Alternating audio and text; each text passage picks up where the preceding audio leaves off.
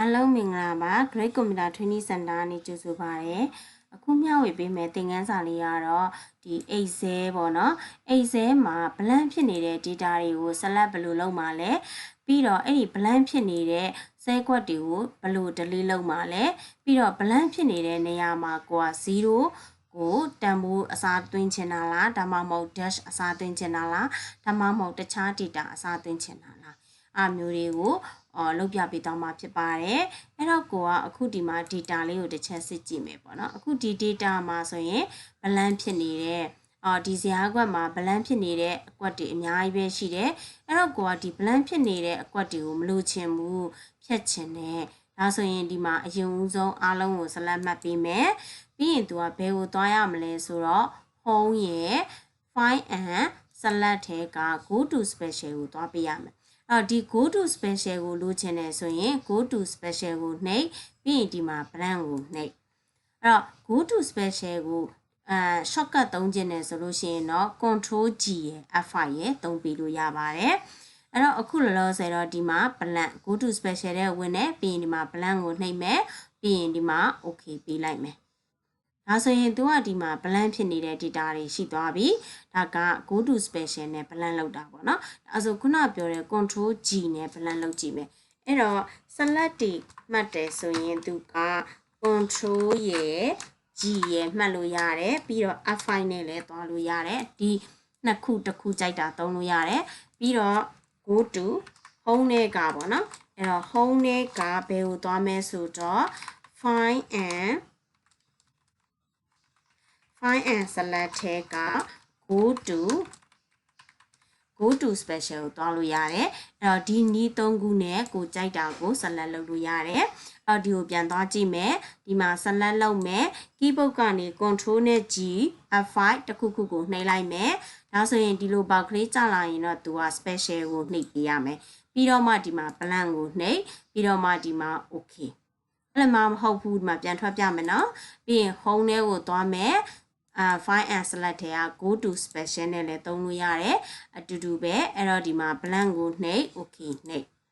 ဒါဆိုရင်သူကဒီမှာ select ကလေးဝင်သွားပြီ select ဝင်သွားပြီဒီဟာလေး select တွေကိုဖြတ်ချင်တယ် select မှတ်ထားတဲ့အပိုင်းကိုဖြတ်ချင်တယ်ဆိုရင်ဒီမှာ delete ထဲကနေပြီးတော့မှသူက delete cell သုံးလို့ရတယ်အဲ့တော့ row ဖြစ်တဲ့အတွက် delete sheet row ကိုလည်းသုံးလို့ရတယ်အဲ့တော့ delete sheet column နဲ့ delete sheet ကိုတော့သုံးလို့မရဘူးပေါ့နော်အဲ့တော့သူကဒီမှာ row တွေဖြတ်ချင်တာမို့လို့အလျားလိုက်ဖြတ်ချင်တာမို့လို့ delete sheet row ကိုနှိပ်လို့ရတယ်အဲ့တော့ keyboard ကနေဆိုလို့ရှိရင်တော့ control နဲ့အနှုတ်နဲ့နှိပ်ပြီးလို့ရတယ်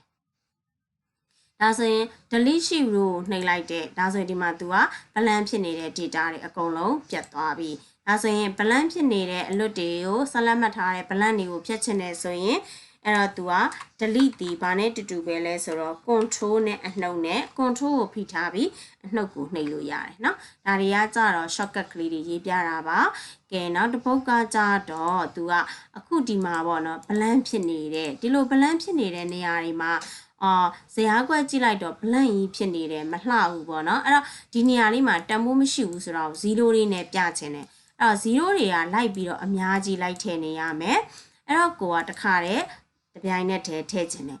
ကိုထည့်မဲ့အကွက်ဇယားကွက်ကိုဒီမှာ select လုပ်လိုက်မယ် select လုပ်ပြီးလို့ရှိရင် home အရင်ဆုံး blank တွေကို select မှတ်ရမယ်ဒါဆိုရင် blank select မှတ်မယ်ဆိုရင်ခုနအတိုင်းပဲ home ထဲကနေ find and select ထဲက go to special ကိုသွားမယ်ပြီးလို့ရှိရင်ဒီမှာ blank ကိုနှိပ်မယ်ပြီးလို့ရှိရင်ဒီမှာ okay ပေးလိုက်မယ်အဲ့တော့ဒီနေရာလေးမှာကိုက0လို့ရိုက်ထည့်လိုက်တယ်0လို့ခြင်းတဲ့အတွက်0ပေါ့နော်ပြီးရင် blank ဖြစ်နေတဲ့အကွက်တွေမှာဒီ0တွေပဲသွားကျင်တာမို့လို့ keyboard ကနေ control ကိုဖိထားမယ်ပြီးရင် enter လေးကိုခောက်လိုက်မယ်ဟောဒါဆိုလို့ရှိရင်သူက blank ဖြစ်နေတဲ့ data တွေအားလုံးကို select မှတ်ပြီးသွားတယ်ဒါဆိုရင်ကိုက blank ဖြစ်နေတဲ့နေရာမှာ0လည်းထည့်လို့ရတယ်အနှုတ်လည်းထည့်လို့ရတယ်ပေါ့နော်ဒီမှာအနှုတ် control enter ဒါဆိုရင် तू ကအကုန်လုံးဒီနားလေးမှာအနှုတ်ကလေးတွေဝင်သွားတယ်ပေါ့နော်အဲ့လိုမဟုတ်ဘဲနဲ့0 control enter ကိုထည့်ခြင်းတဲ့စာကိုရိုက်ထည့်ပြီး keyboard ကနေ control enter နှိပ်သွားလို့ရပါတယ်အဲ့တော့ तू ကတန်ဖိုးရိုက်ပြီးလို့ရှိရင် control ကိုဖိထားပြီးတော့ ENT က enter ခောက်ပြီးလို့ရပါတယ် အဲ့တော့ဒီအပိုင်းလေးပေါ့နော်အဲ့တော့အရန်လွယ်ပါတယ်အဲ့တော့ဒီအပိုင်းလေးကိုလုပ်ကြည့်လို့မှအဆင်မပြေဘူးဆိုလို့ရှိရင်တော့ Great Computer Training Center ရဲ့ဒီ Facebook စာမျက်နှာ page မှာ Messenger ကနေလာပြီးမေးလို့ရပါတယ်အဲ့တော့လို့ရှင်တဲ့နေ့လေးဖြစ်ပါစေအားလုံးကိုကျေးဇူးတင်ပါတယ်